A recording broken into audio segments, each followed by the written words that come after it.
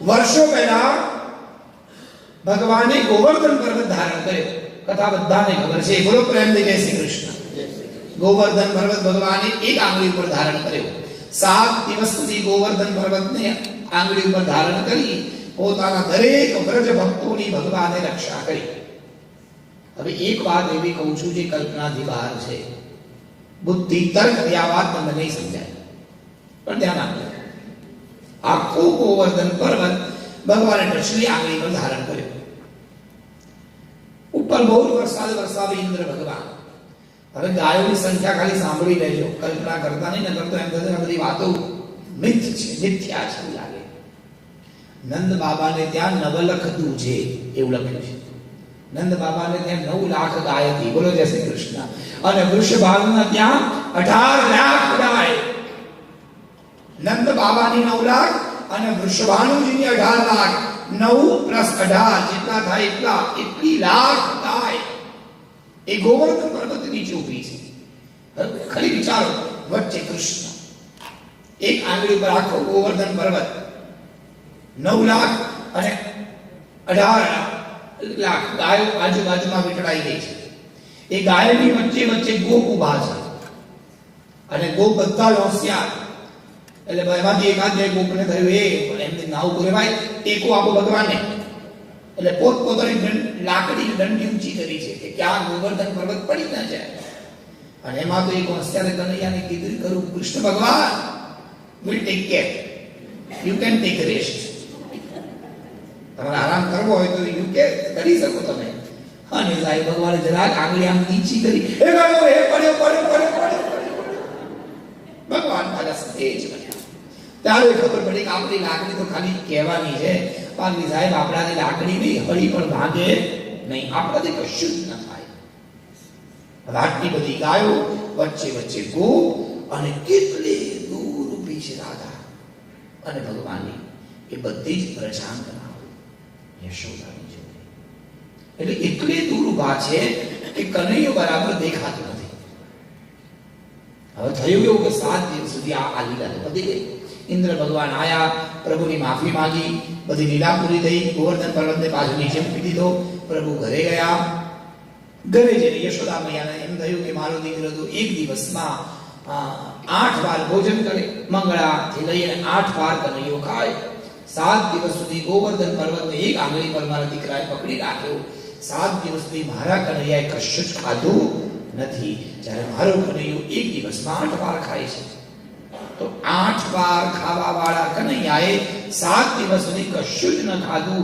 એટલે 8 સીતા 56 પ્રકારની સામગ્રી ઠાકોરજી માટે બનાવી અને 56 ભોગ કનૈયાને ખવડાવ્યો. 56 ભોગ ધરાયો.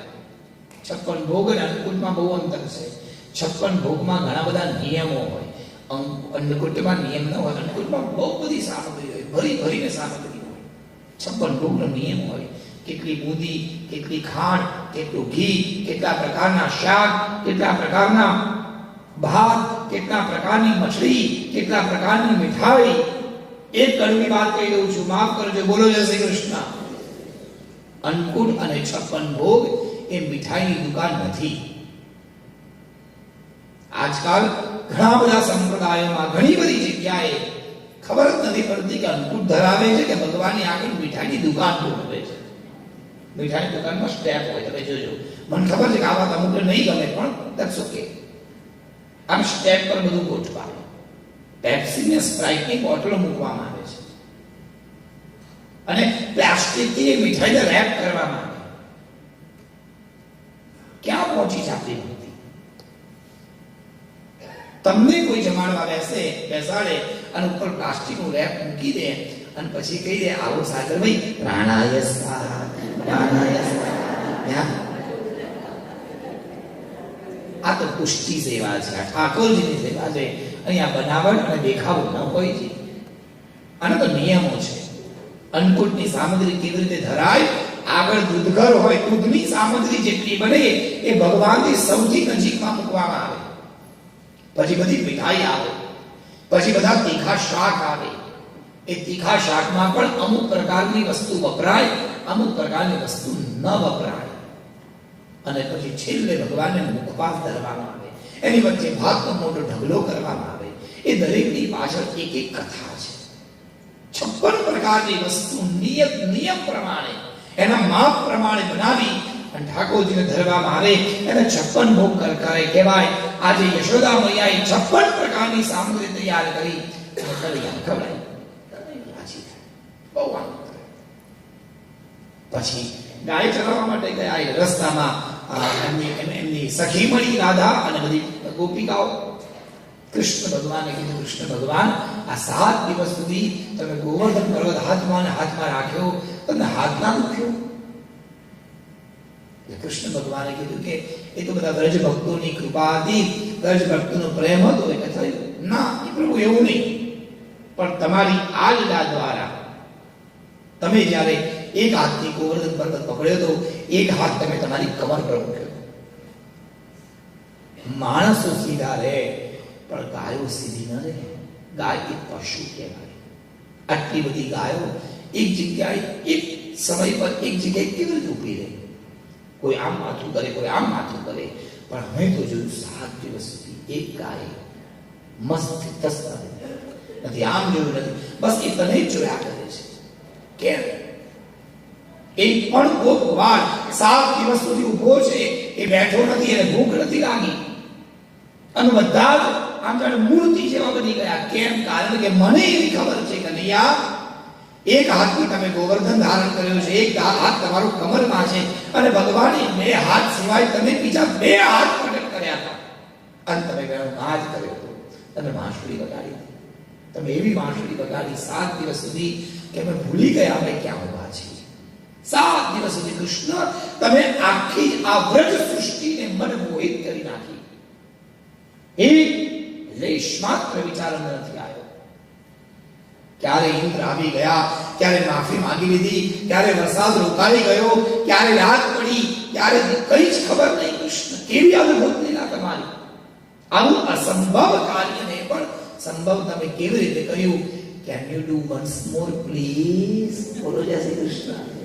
કૃષ્ણ ભગવાન કે વન્સ મોર? આમાં ના હોય વન્સ મોર, ના બોલો. અમારે તમારા એક સ્વરૂપના દર્શન ફરી કરવા છે. અમારે ફરી એક ગોવર્ધન લીલા વાળું સ્વરૂપ જેવું છે.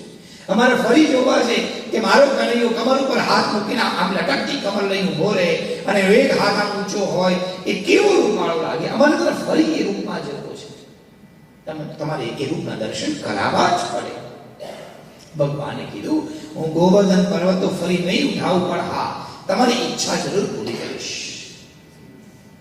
નિયત સમય આપ્યો કે ત્યારે તમે આ જગ્યાએ ગોવર્ધન પર્વતની ઉપર આવજો.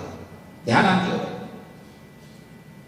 અને એ દિવસે બધી ગોપિકાઓ હાથમાં વિવિધ પ્રકારનો ભાત, મઠડી, મગસ મીઠાઈ લઈ અને કૃષ્ણને મળવા માટે જાય છે. ત્યારે એ ગિરિકંદરામાં એટલે ગુફા, ગિરિકંદરા એટલે ગુફા, એ ગોવર્ધનમાં ઘણી બધી ગુફાઓ હતી. એ ગુફાના દરવાજા ઉપર કનૈયો ઊભી રહી જાય છે. કૃષ્ણ દરવાજા પર ઊભા છે અને એક હાથ ભગવાને દરવાજાની ઉપર આમ અટકાવી. તો ધ્યાન આપજો, જ્યારે ગોવર્ધન પર્વતને ઉપાડ્યા છે ત્યારે પ્રભુની એક આંગળી ઉપર છે, પણ આજે જ્યારે ભગવાને હાથ ઊંચો કર્યો ત્યારે ભગવાને ડાબો હાથ આમ ઊંચો કરી અને પેલા ગોવર્ધન પર્વતની જે કંદરાની જે ઉપરની બાઉન્ડ્રી, જે ફ્રેમ હોય, જે દરવાજો હોય, જે પ્રવેશ દ્વાર હોય, એની પર આમ ટેકવી દીધો છે. અને એક હાથ ભગવાને કમરમાં મૂકી દીધો. અહીંયા કમળમાંથી સુંદર કમળમાંથી કમળની દંડી આમ ઊભી છે. હાથમાં કમળ હતા કૃષ્ણ, એટલે કમળ પકડીને આમ ઉભા રહી ગયા. અહીંથી આમ કમળ લટકતું દેખાય અને એક હાથ કનૈયાનો ઉપર દેખાય. આંગળી પર નહીં, પણ હાથ આમ ટેક્યો છે. જ્યારે ભગવાને આ રીતે હાથ રાખ્યો એટલે દૂરથી ગોપીઓ આવતી હતી, એમણે દૂરથી કનૈયાને જોયો એટલે ખબર પડી. એવું જ લાગ્યું જાણે કનૈયાએ ફરી ગોવર્ધન પર્વત ધારણ કર્યો હોય. દૂરથી બે હાથ જોડ્યા, બોલો ગોવર્ધનનાથ. ગોવર્ધનનાથ પ્રભુને યાદ કર્યા, બહુ રાજી થયા, ચરણમાં ગયા. અને પછી આ સ્વરૂપનો ભાવ બહુ સુંદર. ભગવાને હાથ ઉપર કરી આમ 4 આંગળી આમ કરી. એનો મતલબ એવો, ભગવાન ગોપિકાઓને બોલાવે છે કે જલ્દી આવો, જલ્દી આવો, સર્વ ધર્માન પરિત્યજ્ય મામેકમ શરણમ વ્રજ. ભગવાને આંખ નીચી કરી દીધી. વ્રજાંગનાઓ ગોપી રાધા ભગવાનને જોવે છે, પણ પ્રભુ એમને નથી જોતા. ભગવાને આંખ નીચી કરી છે. મારી પહેલી નજર એની પર જાય જે મારા શરણમાં, જે મારા ચરણમાં, જે મારા અરણમાં હોય.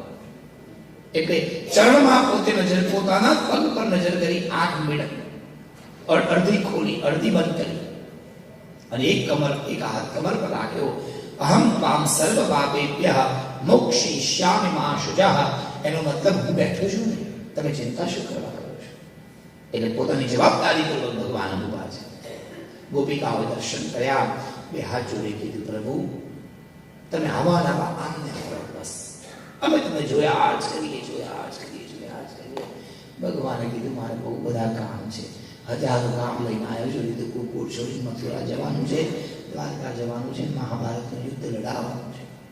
અહીં ઉભો રહીશ એ કોણ કરશે? પણ પ્રભુ આ રૂપના દર્શન ભવિષ્યમાં કેવી રીતે કરશે? ત્યારે ભગવાન કહેતા આજે નહીં, પણ જ્યારે કળિયુગ આવશે ત્યારે આ જ સ્વરૂપ આ જ જગ્યાએથી પુનઃ પ્રગટ થશે.